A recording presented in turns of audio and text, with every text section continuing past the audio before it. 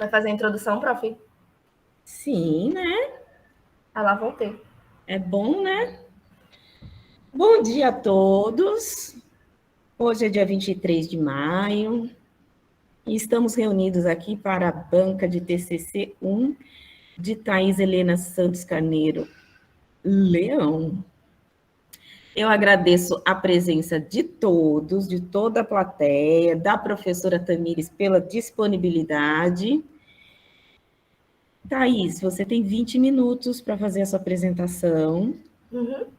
Que é sobre arquitetura biofílica, anteprojeto arquitetônico de uma residência coletiva estudantil na cidade de São Cristóvão, Sergipe. Assim que você quiser começar, é todo seu, a apresentação. Pode começar. Bom, gente, bom dia. Meu nome é Thais Leão, para quem não me conhece. Meu TCC, como a professora Carla comentou, é sobre arquitetura biofílica e uma proposta de anteprojeto arquitetônico para uma residência localizada na cidade de São Cristóvão, direcionada aos estudantes da Universidade Federal de Sergipe. Bom, eu gostaria de iniciar essa apresentação com um dado. Cerca de 34% dos alunos mudam de estado para realizarem o curso de graduação. Esse dado foi fornecido pelo INEP. E dentro desse contexto, inicia-se um processo de mudança dos graduandos, a saída da casa dos pais, dos avós, do que para muitos era o mais próximo de um lar, para ir para uma cidade muitas vezes desconhecida, que não tem esse suporte. Inicia-se, então, a necessidade pela moradia, um local que eles possam se estabelecer para ir desprender os seus anos de graduação. E dentro do contexto brasileiro, existe um benefício chamado residência universitária, que é quando a universidade ela fornece um espaço, uma residência, para que o aluno ele possa se estabelecer e aí poder realizar a sua graduação. Dentro do contexto da Universidade Federal de Sergipe, a gente possui esse benefício, mas não existe uma edificação, um espaço que recebe esses alunos simultaneamente. Eu vou explicar um pouco mais à frente como isso acontece.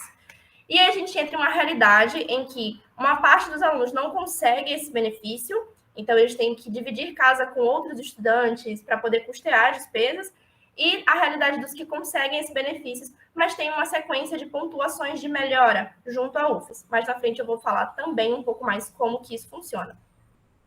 Então, a partir disso, o objetivo é desenvolver um projeto um anteprojeto, na verdade, uma residência universitária localizada na cidade de São Cristóvão, a fim de atender os alunos da Universidade Federal de Sergipe, e de maneira específica entender os conceitos da biofilia e sua maneira de aplicação na área da arquitetura, esclarecer a diferença entre biofilia e outras vertentes, apenas a nível de comparação, porque a gente tem outras nomenclaturas bastante próximas, e examinar o entorno da UFES a fim de encontrar um ponto de intervenção para poder receber esse anteprojeto. Tudo isso é possível a partir da revisão bibliográfica sobre os conceitos da biofilia, revisão bibliográfica sobre os conceitos de habitações estudantis no ensino superior, tanto a nível brasileiro quanto a nível sergipano, e análise do entorno do campus universitário da UFES e o desenvolvimento do anteprojeto. Bom, inicialmente, o que é e como que surgiu essa moradia estudantil? Bom, em meados de dezembro de 2007, o MEC, o Ministério da Educação, estabeleceu diretrizes para o Plano Nacional de Assistência Estudantil. É importante frisar que esse plano não tem somente moradia, também tem auxílio transporte, auxílio creche, auxílio alimentação, vários tipos. E ele surgiu com a intenção de poder democratizar o acesso aos estudantes de baixa renda à universidade, ao ensino. E não somente isso, mas diminuir as desigualdades regionais e sociais, causando a maior inclusão na educação para esses estudantes. Segundo Garrido, um autor que pesquisou e criou estudos sobre a moradia estudantil no campo da universidade, existem 3 tipos de moradia. A moradia de forma autônoma, que é quando o estudante ele cuida dos recursos daquele espaço e cuida da administração. A segunda é quando todas essas responsabilidades estão a cargo da universidade, então a universidade se responsabiliza por administrar e gerir os recursos. E o terceiro é quando há combinação desses 2 primeiros, que é quando a universidade entra em um momento e o estudante atua em outro. Ainda segundo essa autora, ela diz que é de suma importância a existência desse tipo de auxílio, justamente porque cria a maior experiência do aluno e o melhor desenvolvimento, tanto na área social quanto na área pessoal e principalmente acadêmica. Dentro do contexto brasileiro, essa bolsa de permanência, ela tem a finalidade de possibilitar recursos financeiros para os alunos, para que eles possam se estabelecer, aos quais se enquadrarem dentro dos parâmetros estabelecidos pela universidade. Nas moradias em Sergipe, existe uma sequência de valores, que eu vou mostrar um pouco mais para frente, que os alunos eles recebem. Mas, de modo geral, foi instituído em 2011, na Universidade Federal de Sergipe. As residências, elas recebem até, no máximo, 6 pessoas. Antigamente eram 8, mas por questões de reclamação dos próprios moradores, pelo valor dado não ser suficiente para sustentar as 8 pessoas, o número caiu para 6 moradores. As residências, elas são diferenciadas, então, existe residência para homens, existe residência para mulheres, não pode ter a junção dos dois. Existe a diferenciação de casas e apartamentos, podem existir entre esses dois tipos. E dentre as que estão localizadas e distribuídas pela malha de São Cristóvão, cada casa possui no máximo 3 quartos. Então, existe a divisão de quarto por parte dos estudantes. E quando existem residências que não têm a quantidade de estudantes máxima, o quarto fica isolado para que possa receber novos estudantes no futuro. Cada apartamento, cada casa já possui a sua mobília, já possui seus equipamentos, então eles não precisam comprar novos, mas caso haja necessidade, eles podem solicitar para a universidade ou podem comprar de maneira independente, nesse caso não precisando prestar contas com a UFES. Enfim, em relação aos valores, a gente tem essa lista de valores que eles recebem, que eu vou explicar um pouco melhor como funciona. Eles recebem R$900 por mês, cada casa recebe R$900 para pagar aluguel, água e luz. Por ano, cada casa recebe R$4.000 para informática, computadores, pagar internet, mais R$4.000 para poder custear novos móveis ou reparar os que já tem. É muito importante frisar que esses R$8.000, assim, de modo bruto, não é dado a eles, é dado em crédito. Eles solicitam à universidade, a universidade disponibiliza a partir de alguns orçamentos, disponibiliza o valor, o aluno compra e depois presta contas com a UFES. Todo o valor, todo gasto feito com esse dinheiro é necessário ser prestado conta com a UFES. Mais R$400 para alimentação, apesar de eles terem isenção do Resum, o Resum não apresenta café da manhã e nem refeição no final de semana. Então, esse valor é para poder custear essas refeições. E, além disso, também recebem R$50 cada aluno para gastos acadêmicos. Dentro de cada residência, existe uma distribuição de cargos. Existe o presidente, existe o secretário, existe o contador, cada um responsável por cumprir com alguma coisa referente à UFES. Realizar atas, fazer reuniões, juntar todas as notas fiscais para poder prestar contas, enfim. E aqui eu trago o exemplo de 3 residências que eu tive contato de modo informal com esses moradores. As 2 primeiras residências, elas são residências do tipo casa e essa outra é do tipo apartamento.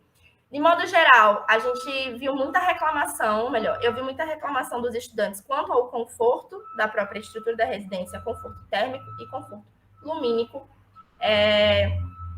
Mas, de modo geral, o que muitos pontuavam era mesmo essa presença da UFES. Eles sentiam falta dessa proximidade com a UFES. Para poder ter um entendimento de onde essas casas se localizam, aqui está a universidade, certo? As 2 primeiras, que são no perfil de casa, elas estão mais próximas da universidade, essas desses 2 pontinhos, e a em apartamento está localizada no Conjunto Madre Paulina, que é mais longe. Nesse caso, os alunos tendo que utilizar o transporte público ou, às vezes, custear do próprio bolso para poder ter o acesso à universidade. E aí, como que a arquitetura biofílica entra em todo esse contexto? Bom, inicialmente, é importante a gente entender o que é e como que surgiu a arquitetura biofílica. Ela nada mais é do que, traduzindo, o amor pela vida. Ela foi iniciada em cerca de 1973, seu debate, mas ela só ficou realmente conhecida cerca de 7 anos depois, quando o seu debate se tornou muito mais constante. E a biofilia nada mais é do que a filiação genuína que a gente tem com a natureza. Nada mais é do que a necessidade da gente poder se aproximar. A natureza que esteve aí tão presente durante a evolução humana e que traz tantos benefícios à saúde. Então, a intenção de poder criar essa proximidade novamente com as propriedades naturais.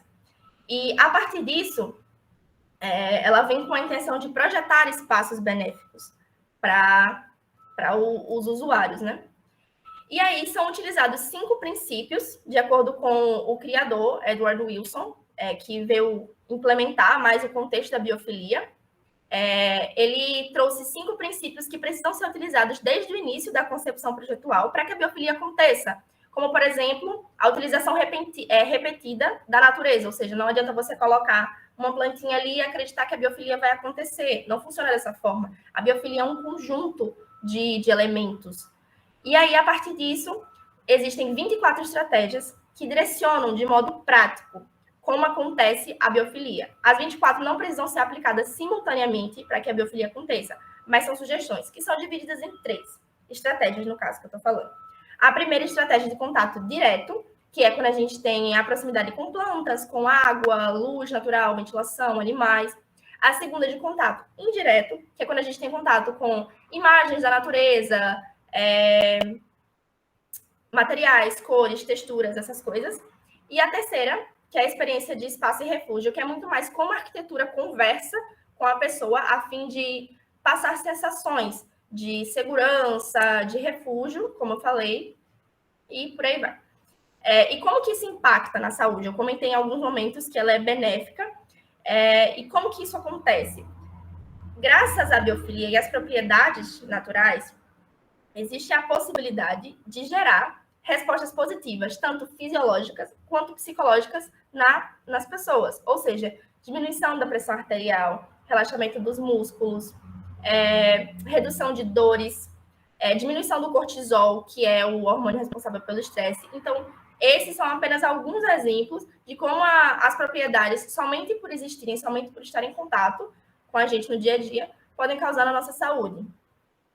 Como a gente acabou de passar aí pelo pico da pandemia, um momento muito difícil para todo mundo, nesse contexto de que estaria todo mundo recluso na sua casa, foi feito um estudo pela Universidade Federal de Santa Maria e entendeu que a pandemia gerou uma sequência de sintomas psicológicos e físicos na população.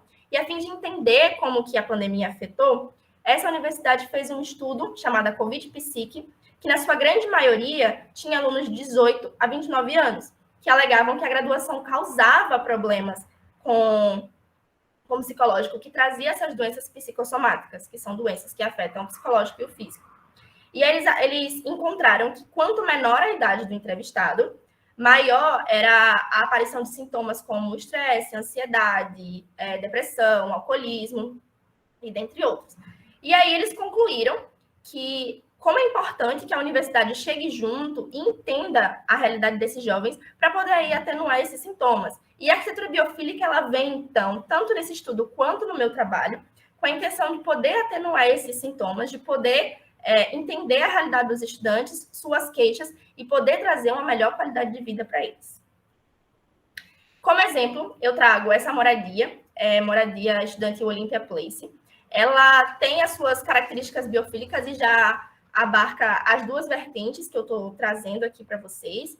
Primeiramente, pela fachada, a gente percebe que tem a utilização de um material que remete às cores naturais, então a utilização de um tijolinho cerâmico que traz essa rusticidade, a utilização de vegetação no seu entorno, e dentro também acontece da mesma forma, na área da vivência, grandes janelas que possibilitam o contato com a natureza, o contato visual com a natureza, a entrada de iluminação, de ventilação natural quando possível, a utilização de materiais que remetem à natureza, como a madeira no chão, nas mesas, na escada, que é mais aqui ao lado, móveis que trazem a cores mais terrosas, mais encontradas na natureza, não só na área de vivência, quanto na área de relaxamento, enfim, outras áreas dessa moradia. E também dentro dos apartamentos, no piso, na marcenaria, tudo isso para trazer mais esse conforto, essa questão do aconchego para esses estudantes. E aí, eu entro no ponto de onde será feita essa proposta, onde eu irei fazer esse projeto. Bom, como eu comentei, é um projeto realizado na cidade de São Cristóvão, dentro do estado de Sergipe. Então, o bairro escolhido para ser atendido, para receber essa proposta, é o bairro do Rosa Elze, certo? E a necessidade,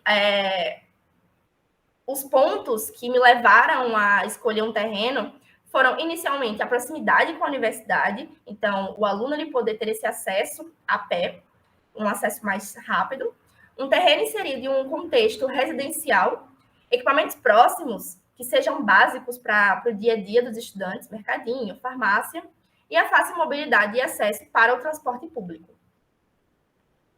daí, o campus universitário é esse aqui, esse maior. O terreno é esse menorzinho aqui. Ele é localizado bastante próximo à universidade. Seu trajeto é possível ser feito a pé, sem a necessidade da utilização do transporte, tanto público quanto o transporte particular.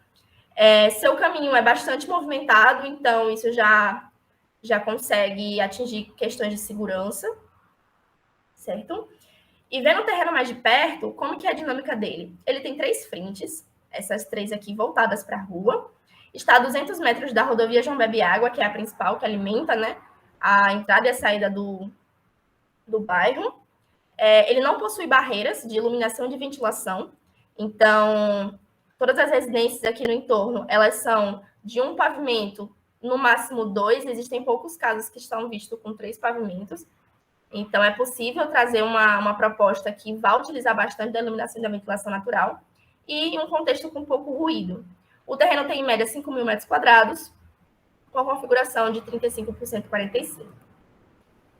Para entender um pouco de como é atualmente esse terreno, tem um ponto comercial localizado em uma das suas extremidades, um campinho de futebol, algumas pessoas estacionam carros e outras estendem roupas nesse terreno, e a vegetação é, no seu geral, bastante horizontal, juntamente com a topografia. Não tem muitas variações. Em questão ao conforto térmico e lumínico, a maior face do terreno ela é voltada para captar os ventos do sudeste e os ventos leste. Então, os ventos mais predominantes da região são direcionados para a maior face desse terreno.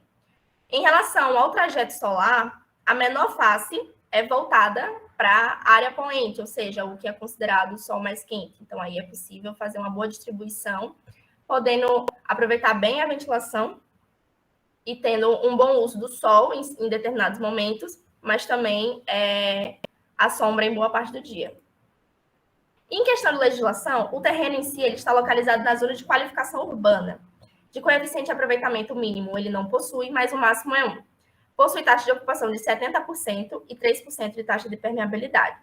Em relação aos seus recursos, 3 metros frontal, 1,5 lateral, se houver abertura, e não possui recuo de fundo. Para tornar isso mais palpável, trouxe essas imagens, ou seja, esse terreno aqui todo,